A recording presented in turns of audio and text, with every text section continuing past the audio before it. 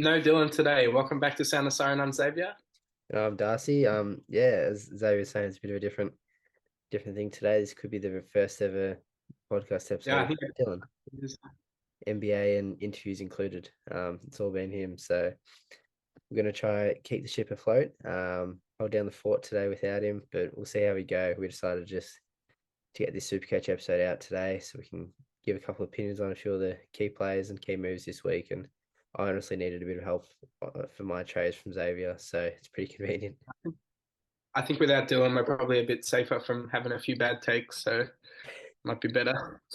Yeah, hopefully there's going to be less trading in Jason Horn-Francis after one good game and then him going for 50. Bit more conservative here, but he's great fun to have around because you need someone to laugh at his picks. So Xavier, were you happy to get started showing off your team from last week? Yeah, for sure. I'll bring it up right now.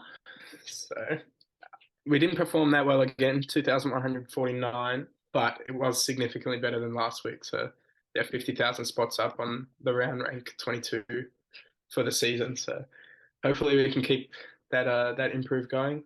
My trades worked pretty well. The only one I did was Nat Fife to Sheasel, which worked really well. Fife ended up not playing. Sheasel scored again, 114. So he's looking really, really good. And can't believe I missed it on the first week. But yeah, good to have him back. Um, there were a few disappointing ones. Ridley wasn't so good. Um, a couple of the ones that have traded out of my team at the moment. Sean Darcy, he was horrible, absolutely terrible. So he's looking like he's probably got to go. And the other one was Tanner Bruin. Again, didn't play much game time. Looked disappointing. I thought I'd give him an extra week, but yeah, no good. Hopper and Ashcroft were good as well, but yeah, by far number one hero, Dacos, 149. He was a last minute decision to bring him in, and it worked really well. So now people are looking to do the same thing, and it's given me a little bit of an advantage having not to scramble to try and get him in this week. Exactly. I think that's for sure an advantage. I am trying to work out how to get him in this week. I do wish I pulled the trigger on him last week and, moved to Jones up to him. Because yeah, now I feel like I'm a week or two behind and I probably can't get him this week unless I make some big moves. So I might have to miss him again this week. And just hope that he doesn't tear Richmond apart. But I think he probably will, knowing how Richmond, they don't really tag. So it'll be interesting I to think, see. yeah, Bailey was saying that one of our friends, a big Richmond supporter, was saying Richmond don't tag at all. So Dacos is like he's a lock to have a third score of like 120 in a row. So that's Yeah. looking really good for him. The other one I did really want to touch on was Tom Mitchell, 122 this week again. So um, I think at this point he's almost a pod, and I picked him over Tom Green, and he outscored him this week, which is made me really happy because I think if he scores well, I'm probably gonna go a little bit better. Setterfield is one of the ones I traded in, so I don't have him, but yeah, it's looking like he's going to be really good. Yeah, see, we'll touch on a few of the trading options later. But good job on that week.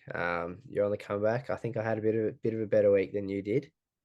Mm. But I'll get to mine now. So this is what we're looking at. This is what it was last week. So, it wasn't too bad of a week. I think I scored 2,253 maybe. So that moved me up from I think it was something like 80,000. Get this one to load. So it was 85,000 into 40,820. So if that happens again this week, then I'll be number one, which would be great. But look, I think you can't really look too heavily into rank until around round 5 or 6. That's when sort of some of the lucky teams from the start gets weeded out as you need to make trades to keep on top. And some of the ones like I think you would have seen the first week team. It was really bad. The best week team of the week.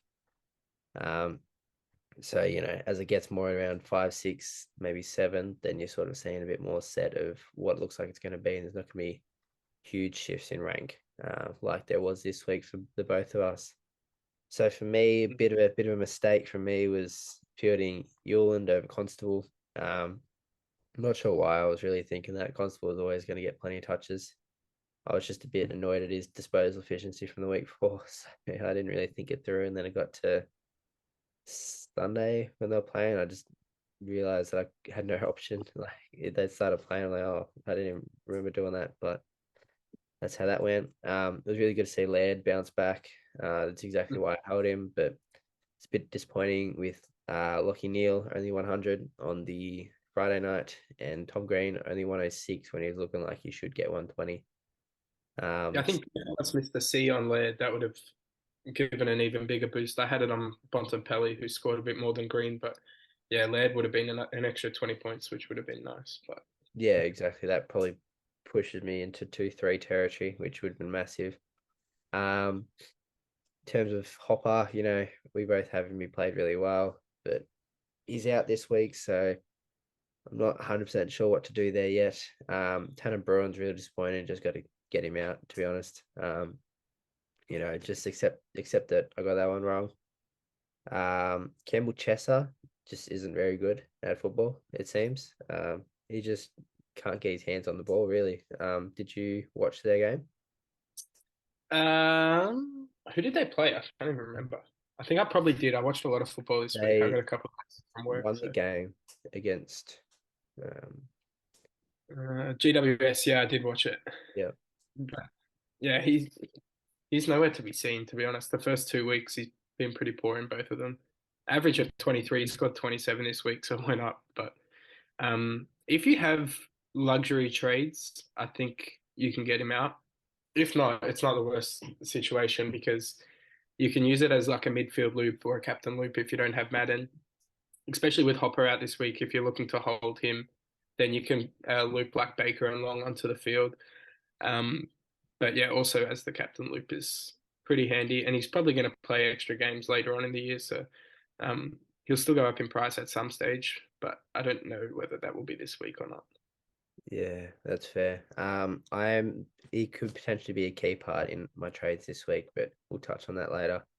Um, I started English and Marshall, very happy with that. That can just stay as long as both of them are injury free, which hopefully will be a while, but knowing the two of them probably will get to the buys and they would have missed 2 games each already.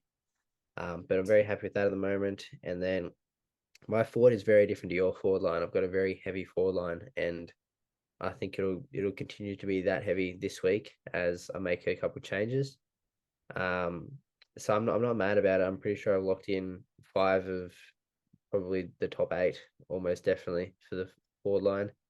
The only other people I can really see slipping in there would be Gorn or Petrarca if they get swung forward at some point during the season. But I'm not too mad about it, about not having them, because they're not very good in the options they are now, and obviously Gorn got injured on the weekend very early on, so we avoided that 0, both of us there. So that was handy. But yeah, that's my team for last week. That's how we're tracking. We'll touch on some of the mid prices that everyone's been talking about this week now.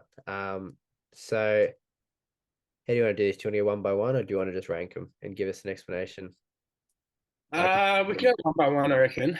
All right, we'll start. Jack's Evil. He's currently 356 in the forward line.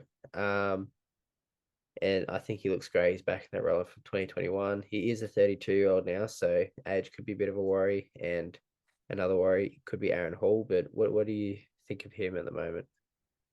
I think he's a good option. At the moment, I don't have him in my team, but that's pretty much purely because I didn't have enough trades to do it. I talked about it in our group chat. I wish you could do a double boost, especially this week with all the mid prices that you can get in. I think I would definitely do it and get him in as well. But um, I just can't do it at the moment. But yeah, he looks like if he keeps this role, keeps playing, keeps getting kick-ins, keeps getting like the switches, he could be a keeper honestly. And for 300k, um, yeah, he's a great pick. He looks, it's like the exact same situation we had as not last year, but the year before, where we got him super underpriced in a different role and he scored super well and ended up being a keeper. It's like deja vu, it's happening again. He's a little bit more expensive this time around, a little bit older, as you touched on, but yeah, I think if you can get him in, it's a good option. Yeah, I think he's got to be for me. I think he's the number one to look at this week. If you've got a potential keeper at 350k plus in 3 weeks' time, you'll be able to switch him to the back line too. I think that's just so valuable at the start of the season. That's just an extra premium in your forward and back line, gives you so much flexibility. And I do think he can average around 105, which as a forward is keeper levels, same as probably defense this year too, based on how it started. We'll move on to the next one. Will Setterfield, what have you seen of him? I think at the moment, Will Setterfield is probably number one of all the mid prices. So he scored, I think, 99 or something in the first week, and then 147 this week, which is just ridiculous. I think over 25 touches and one goal in both games, or a couple goals, I think maybe this week. But yeah, 74% CBAs in round one, 90% in round two, which is ridiculous. The role is definitely there, and it looks like Essendon really want to push putting him in there. So I think he's probably must have almost. And even if he scores like a 60, which knock on wood he doesn't do this week, I think he's going to go up like 60k or something anyway. So I Yeah, think he's like must have. he's got to break even well on the negatives there. Is not only is going to generate as much cash as pretty much any other rookie, maybe other than Sheezel at this point. He's scoring well, isn't he? He's got that role. I think Essendon have been just waiting for that tall midfielder like Setterfield is. He's got inside game and outside game because Carlton would play him as a wing, as an outside player. So I think he's honestly got it all. Kicked a goal in both games, which is very handy for the points. So I would like to get him in this week. It's just he's at a weird price point. I've only got so many players that I'm keen on trading out. It's good and a bad thing. It means my team started well if I'm happy with so many of them, but it also means that like I have to make a rough trade to get in some of these must-have players, sort of thing. Um, James Warple, did you watch his game on the weekend? I think he's another interesting one, Warple. Who did Hawthorn play? Sydney. No, I didn't get to watch this one actually. This was one of the only ones I didn't watch. But yeah, I think he's had a ton of CBAs again this year. We've seen him score like 90s before. He's won a best and fairest with Hawthorn, and if he keeps the role, which I don't think he did, I think it went down. His Yeah, he CBAs, went down slightly, yeah, but from Will Day, 77 to 54, Will Day which got isn't horrible. Um, yeah, Will Day. He still scored pretty well. I think 90 something again. Yeah, 99 again, which was even higher than round one. But he's another one. both 99. Expected, Didn't he get 99 both? I think he's sitting on 99 for both games. maybe. But yeah, break even negative 21, and then expected price change up 42,500. Here's another one you can sort of make a case even without the scoring, like just the cash generation could be a huge advantage, and he's going to be fieldable every week, even if he doesn't keep 90s up. So here's another one. If you have a Setterfield already or a Zeeble, I think they probably take priority. But if you have them already, you can definitely make a case to put Warple into your team. And here's just one more to make it interesting. We've both got Hopper. He's out for this 1 week. Potentially missing two, but apparently him and Dusty were both close to playing this week, so that makes you think he's got to be in for next week. Mhm. So if it's just a one, is it a hold? For me, yes, because I have managed to get in Setterfield some of these other guys without trading him. But I think if you can't get in Setterfield or you can't get in Zeeble or even a James Warple, I'm not against trading him out, but I would say I'm also not against trading him back in. Even if it's going to cost you two trades on Jacob Hopper in 2 weeks, I think it's probably worth it.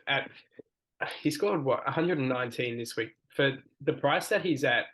I think he could average like maybe 105, Yeah. and for that price, it's just ridiculous. You can keep him past the buys, bid a very last upgrade. He's got a break even of 2, and that's after underperforming and only scoring 67 in round one. Expected change plus 35,000. Here's another one. It's safe on field every week. I think he can score 100 plus, and he's going to make a ton of money. So I'm not against trading him out, but if you do, just be 100% sure you can trade him back in because I think it could really hurt you. So yeah, I can't quite get to Setterfield this week, I think. So I am kind of considering a Hopper to Setterfield because I think they could both average the same on the season. So in the end, I'm gaining about 60 points on the season. It's not too much, but it could be the difference. because by fielding like an Oscar Baker or a Long, even loopholing them, they're probably going to only get 55, 60 at most. So I think Setterfield on the field instead of one of those gains me 60 points on the season. And I don't think Hopper's going to significantly outscore Setterfield for the rest of the year. So I am considering that one there. If it was 2 weeks, it'd be much easier. It'd be so much easier to just go, ship him off. And then in 2 weeks' time, after a bit of cash gen, you can get him back in from some of your rookies, an upgrade, downgrade sort of situation. But missing the one, I probably won't be able to get him back in for his first price rise, which is a bit of a pain. But, he scored 67 in the first round. So his first price rise probably won't be that ridiculous. But his second one will probably be quite good. Yeah. But yeah. We can move on to some of the, borderline premiums to premiums now. Darcy Cameron, what do you say of him? He's another really interesting one. So I have Sean Darcy. Unfortunately, I didn't have the brains that you did to start with Marshall English. So that's cost me a lot of points already. We had a big argument about that one too, didn't we? Yeah. So, I'm tossing up, obviously, between Whitson and English. They're the two that have scored the most, and then Darcy Cameron is the third one. There's huge benefits to picking him. Obviously, he's cheaper, he's forward eligible, and I think Mason Cox is in hospital at the moment and is out. Missing this week. Yeah, he's going to get even more ruck time than he already was. So, and he was incredible on the weekend. I watched their game as well, and he got behind the footy, took contested marks. I think he had like 15 contested possessions or something like that. Or 16 or something like that. I think he had 5 tackles too, maybe. For a ruckman, is pretty ridiculous. So yeah, I'm definitely not against it. I think it's more risky than having like a Tim English. Kind of know what you're going to get. He's done it for seasons before, but yeah, I'm not against Darcy Cameron, especially at the reduced price. So you think Sean Darcy to Darcy Cameron is a good trade to potentially make? Yeah. I think I'm going to do Darcy to English, but I'm definitely not against Darcy to Cameron. Do you reckon Cameron could open up a few more options for you? It's just a bit easier to get Zeeble or whatever. It could. I still have 64k for me though, even after my trades this week. So do you have Zeeble in the team at the moment? It's not really that.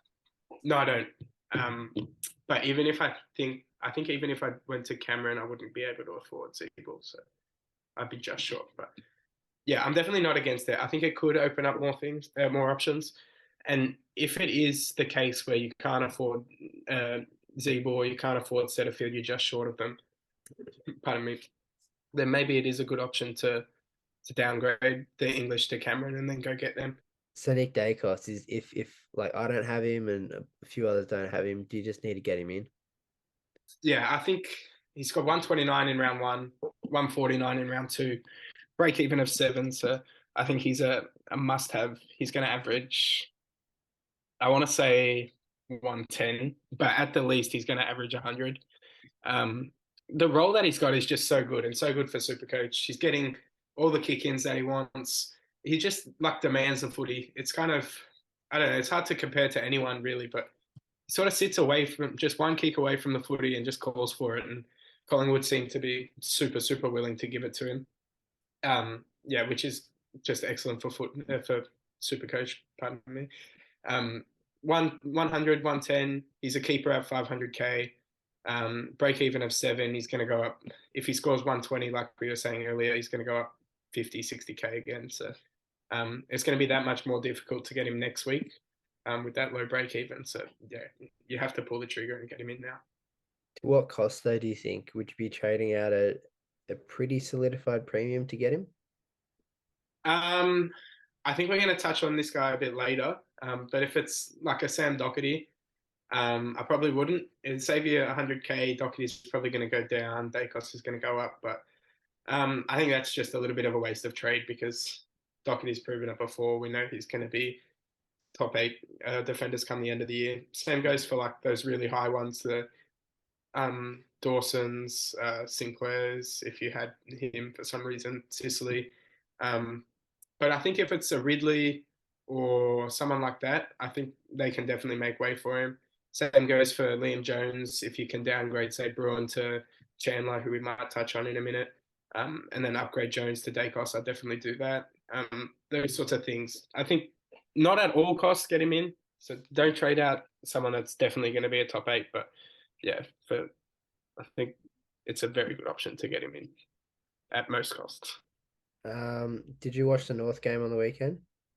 I did, and I think I know who you're going to touch on. LDU was just ridiculous. Like both games so far this year, he's been really, really, really, really impressive, and not just from a super coach perspective, but just the game in general. I think he's got 20 coaches' votes, so 2 best on grounds. He's going to have 6 Brownlow votes, led North to 2 wins, which was probably more than we were expecting for the whole season. But even some of his highlights were ridiculous, like that one-handed pickup where he burst Oh, away from that the was one of the pack and best then one-handed pickups I've ever seen. on the tip, like that was just perfect football. So he's been super, super impressive. I think like back-to-back 140s. Similar boat to Dacos, even at his increased price, he's going to go up again this week. Whether you get him in or not is an interesting one. I think you can go without because the midfield is without a doubt the deepest position, and if you end up with like the M12 or M13 in at your M8 spot, it's really not going to cost you that many points. So for me personally, that's going to be the last position that I try and upgrade to because yeah, we're going to get midfielders at cheap prices once they have a down week or two. But yeah, I'm worried not having him because he could go 140 next week, 140 this upcoming week, and then 140 again next week, and And all of he's a sudden people have a big unachievable. advantage. But yeah, he's been really impressive. And if you got trades and you have a midfielder premium that maybe you don't like, then he's a good option there. Is he a good option from Jack Steele? Yeah, definitely, definitely. So I think what he had a collarbone, Yeah, broken collarbone collarbone. and AC joint. So he's probably out for 4 to 6. Yeah, so he's probably number one option, I reckon. That's going to save you close to 50K. Yeah, I think great option. Yeah, too easy. I do agree with you there. He looks fantastic. I don't think he's a must get in. I wouldn't be trading, any of your Lairds, Olivers, Neils. Maybe Jack McRae. Did you have any thoughts on Jack McRae from the weekend? I've got thoughts on Bevo. Like, he's lining up at full forward, and they have Caleb Daniel, who's been an All Australian halfback and never played midfield at the centre bounces. So I find that super, super strange. Like, Jack McRae is one of the better midfielders in the AFL over the last 5 or 6 years. Um, but yeah, he's lining up at full forward. I don't understand it. I was going to pick him at the start of the year. Um, I ended up picking Neil instead, who hasn't been great, but he's been better than McRae. So uh, I don't know. I'd probably trade out McRae. Similar thing. As you were saying, LDU is a good option to trade from McRae. Um, but yeah, he doesn't look like he's even going to be a keeper at this stage. Just doesn't have the role that we thought he would. Yeah, so we've touched on a couple of the trade outs. I think the other one that's the obvious one is Gorn. He's set to miss a bit too with his injury, 4 to 6 weeks. I think it's a medial ligament injury. So, Okay, I think he's a pretty easy option to one of English or Darcy Cameron, depending on sort of what cash you need around the ground. He could be a very good stepping stone to get to a Zeeble, Setterfield, Warple, elsewhere, even a Goulden. I think I'll quickly touch on Goulden. I have him in my team. I think he's pretty good, but I don't think he's gonna break the game apart. So I wouldn't be rushing to get him in. He'll go up in price, but I don't see him getting too far ahead of 550 until maybe a bit later in the season. So I wouldn't be rushing to get him in. I'll be getting in Dacos or one of the mid prices first. But he's a solid player. I got him in last week in my trades. Sean I Darcy think you with touched on. I think with Goulden as well, he's interesting. The reason I didn't start him is because he's 470K, and at that price, you probably need to be a keeper. And I think at this stage, it looks like he will be. But you're going to have Canelio in front of him, probably Rosie, Dunkley. I Right. personally have Toronto as well. So that's already he's at F5. And then we were saying before, if you add Petrarca and Gorn in, then all of a sudden he becomes F7. Um, so I think it's a really good option, and getting him at that reduced price is really handy. But yeah, as you said, it's not going to kill you to not have him, Yeah, especially when there's so many other options there. for sure. So yeah, we touched on Sean Darcy. We think he's a trade out, don't we? He just hasn't been getting good enough time in like he hasn't been doing well enough in the ruck. Like it's not necessarily the time he's still getting 70% CBA, even though he only had 58% of the ruck contests around the weekend. But he just looks like he doesn't know how to play football at this point. I watched full North game. And he just looks so out of it. It's making me furious just like talking about it. He had 85% CBAs round one, 70%, 76% round two. That's 80% average. No, oh, for that's career high numbers, and he's averaging like freaking 40. So I don't know. He's got to go. I can't see. Maybe he does score well against West Coast. They don't have a ruckman, but he's not. He just looks horrible at football this year. I don't know why. He had a really good preseason, looked great, but he looks so bad. So he's got to go. Ridley, do you think he's a hold or a trade? I'm definitely not against trading him, especially if it's to Dacos. That's a very good trade. Do that immediately.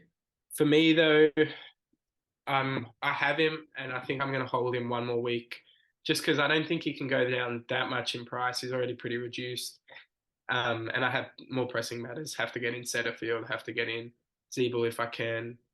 Darcy, as I was just saying, has to go. Chandler, if I can get him in, that's good. But so I'm going to hold him one more week. Hopefully, he can score well, but we'll see. And then the last one. So you touched on Doherty. You said probably hold. Lockie Neal. Do you think Um, Lions midfield's a bit too stacked for him to be able to get that 115, 120 score? I think Neil is a really interesting one. If for some reason you have Warple, you have Setterfield, you have Zeeble, you have these guys that look like must-haves, you have Dacos, then totally for you trading Neil.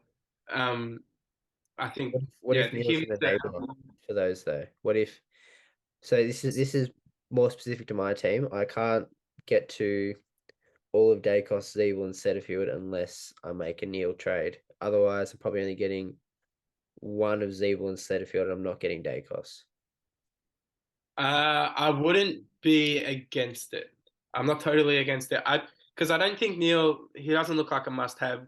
He's going to go down a stack in price. He's two average scores at the moment, but I still think he has the potential to be a top eight midfielder.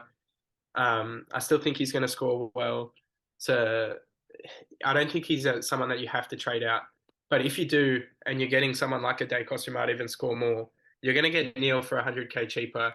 You're not going to get Dacos for any cheaper than he is right now. So I think that's a good trade, especially if it enables you to go get like a Setterfield or a Zeeble. But yeah, I don't think it's something that you have to do unless you're in the situation that you are. That's a very different answer from the other day. The other day you said no. So yeah, so we'll quickly pop onto our personal trades. You touched on yours a bit. So I'm going to get rid of three of Hopper, Neil, Bruin, Chesser, and Liam Jones. It'll probably be Neil, Bruin, Jones, to Dacos, Zeeble, Setterfield. Otherwise, another option might be Bruin and Chesser to Zeeble and Caminiti. They're probably my two main options at the moment. So I did a bit of the maths. I think Neil averaged 115, maybe 110. Bruin 65, Jones 65 compared to Dacos 110, Zeeble 105, Setterfield 105. So I think I gained so much points, so much cash gen just from those three trades there. Yeah, I would do it. I'm not.